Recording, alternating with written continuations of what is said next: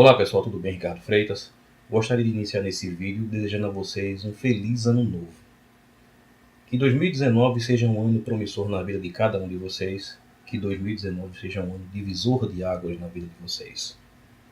Gostaria também nesse momento de fazer um pedido de desculpas a cada um de vocês pelo fato de eu ter passado tanto tempo sem gravar. Tive alguns problemas de ordem pessoal, mas o que realmente me impossibilitou de gravar, uma gripe muito forte que eu tive e eu perdi totalmente a voz, não tinha condições de falar. E realmente esse foi o verdadeiro motivo que fez com que eu passasse tanto tempo afastado. E para falar a verdade ainda estou me curando, ainda não estou totalmente bom. Mas enfim, vamos lá. Como primeiro vídeo do ano, eu não poderia deixar de falar sobre esse furacão chamado Era Bolsonaro. Eu não poderia deixar de trazer para nós todo o contexto desse memorável momento para cada brasileiro que realmente apostou suas fichas, apostou suas cartas em Bolsonaro. E também gostaria de fazer uma retrospectiva de quem era Bolsonaro, de tudo que aconteceu até o exato momento do dia 1 de janeiro, onde ele foi empossado presidente do Brasil.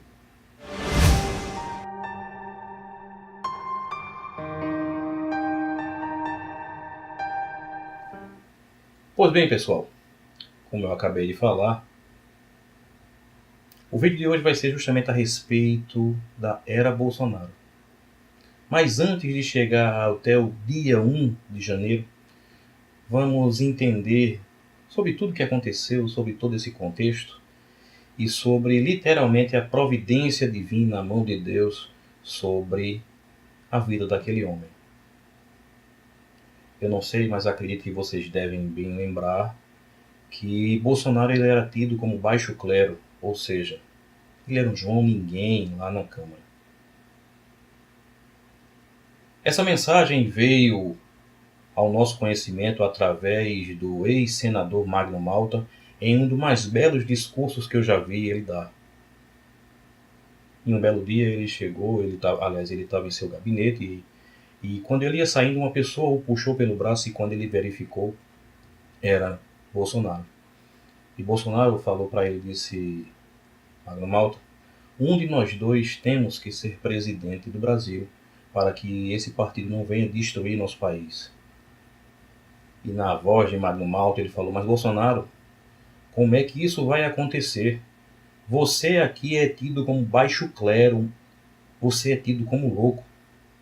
Eu me deparo com um deputado federal, alguém me puxou pelo ombro e eu olho para trás, senador Cássio. Era o deputado federal Jair Bolsonaro.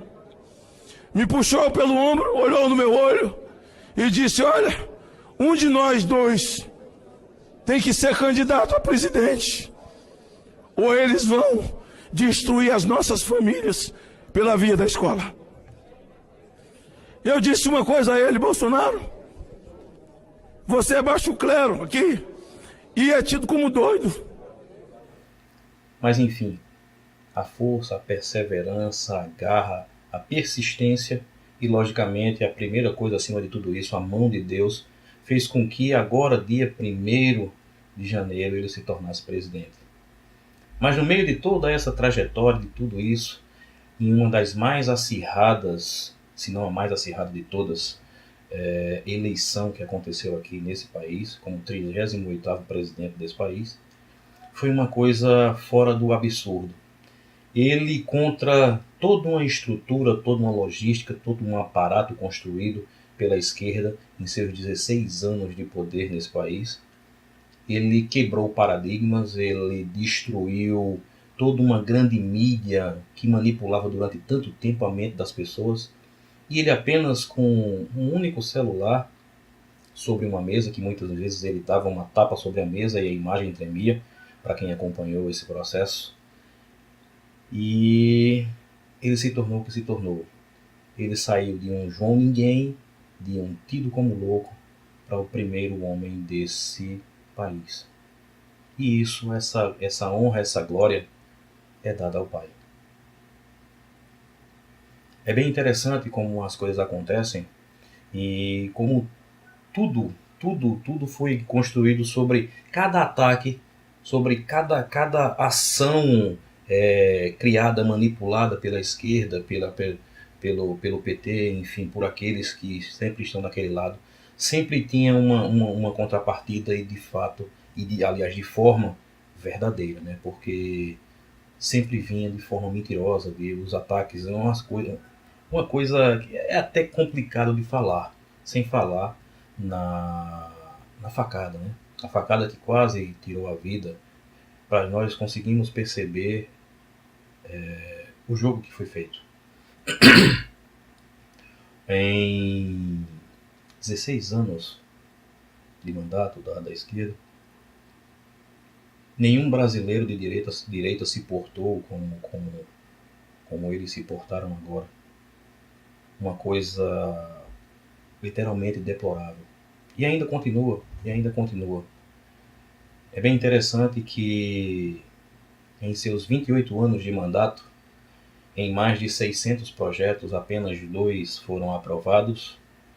E mesmo ele sabendo que, através das mãos dele, que justamente todos esses projetos não foram aprovados justamente porque era contra aquilo que eles queriam para o nosso país. Eles promoviam a destruição, o caos, o endividamento de cada pessoa, o endividamento público. Então, eu tive a curiosidade de verificar o porquê de tanta falácia, de tanta informação sobre isso, e fui atrás de verificar os projetos. Não verifiquei todos, porque realmente é uma quantidade muito grande, mas ali naquele meio existem projetos muito, mas muito bons de verdade. Então, justamente por isso que eles não queriam que nada daquilo passasse. Mas agora, na era Bolsonaro, nesse momento, a gente já vê os primeiros passos em direção a justamente a gente entender o que significa a palavra prosperidade. Que cada brasileiro, a partir desse momento, ele venha perceber o que realmente é prosperidade, que nosso país ele venha a alcançar dias austéricos através das mãos dele, que nosso país realmente venha a alcançar prosperidade através das mãos dele. Mas eu acredito nisso piamente. Particularmente falando, eu nunca tinha votado em ninguém, e foi o primeiro voto que eu dei, desde que eu me entendo por eleitor, que dei com muito gosto. Que dei com muito gosto de verdade. Então, como eu falei, espero sinceramente que nós alcancemos dias de austeridade, que nosso país ele venha conseguir organizar tudo que tem que ser organizado, colocar tudo realmente na linha, deixar tudo como deve estar. E que, através da visão que ele tem, que sejamos um dos maiores países do mundo. Que nosso povo ele venha deixar de sofrer tanto e deixar de se iludir tanto com nada. Que essa é uma grande verdade que temos vivido durante tanto tempo. Que as pessoas elas consigam perceber o que vai ser o nosso país, o que vai ser de cada um de nós, lógico, com esforço, o que vai ser de cada um de nós a partir do dia 1º de janeiro. E para fechar com chave de ouro, uma das primeiras coisas que eu acredito que ele já deve estar providenciando, até porque já existem rumores a esse respeito, ele já vai mandar um ministro ir até Israel, que ele vai estudar toda a tecnologia que aquele país tem e trazer para aqui, para o Nordeste, para acabar justamente com essa moeda de troca que existe, que é justamente um dos maiores jargões que existem aqui no Nordeste, é acabar com a seca. Desde que eu me entendo por gente que existe isso, e entra ano e sai ano, entra político e sai político, e nada disso foi mudado. Lógico, algumas coisas aconteceram, é fato, é verdade, mas muito aquém das promessas que foram feitas. Então, eu espero que realmente, a partir de agora, do 1º de janeiro, agora de 2019, que consigamos realmente enxergar dias melhores para cada um de nós.